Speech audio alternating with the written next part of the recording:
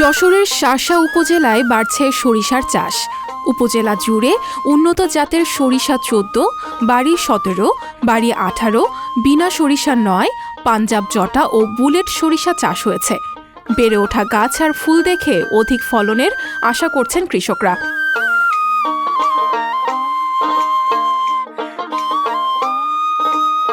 উপজেলা কৃষি বিভাগের তথ্য অনুযায়ী ২০২২-২৩ অর্থবছরে এই উপজেলায় ৬,৩৬৬ হেক্টর জমিতে সরিষার আবাদ হয়েছে।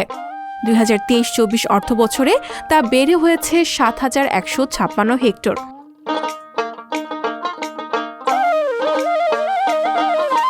কৃষি বিভাগ থেকে লক্ষ্যমাত্রা ৭,১০০ হেক্টর নির্ধারণ করা হলেও চলতি বছরে আরও ৫৬ হেক্টর বেশি জমিতে সরিষার আবাদ হয়েছে।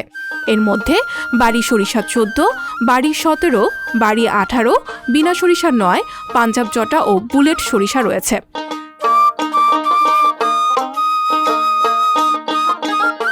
প্রান্তিক পর্যায়ের কৃষকদের সঙ্গে কথা বলে জানা যায়, আমন তোলার পরপরই বপন করা হয়েছে সরিষা। ফুলের হলুদ চাদরে এখন ঢাকা পড়েছে জেলার বিস্তীর্ণ মাঠ। কম খরচে বেশি ফলন হওয়ায় সরিষা চাষে তাদের আগ্রহ বেড়েছে।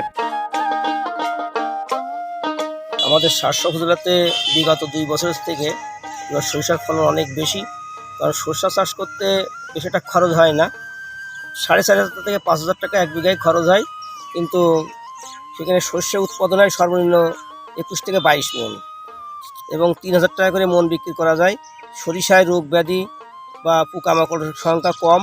আগে তো সরিষার ফুল ছিল হলুদ ছিল, এই কারণে কিছুটা জাপ পোকা বিভিন্ন পোকার আক্রমণ হতো। এখন আমাদের ১৪, বাড়ি ১৪ যে জাতটা, এই জাতের ফুল কিছুটা সাদা এবং হলুদের মিশ্র, এই কারণে এখানে পোকার আক্রমণও কম।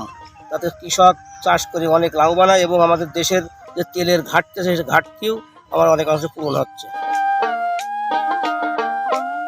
এদিকে উপজেলা কৃষি অফিসার দীপক কুমার সাহা জানান, চলতি মৌসুমেও লক্ষ্যমাত্রার চেয়ে বেশি জমিতে সরিষার আবাদ হচ্ছে। কৃষি বিভাগের প্রণোদনা এবং বিভিন্ন প্রকল্প বাস্তবায়নের ফলে চলতি মৌসুমে কৃষকরা সরিষা চাষে আগ্রহী হয়েছেন। সঞ্জিতা শম্পা, সংবাদ প্রকাশ।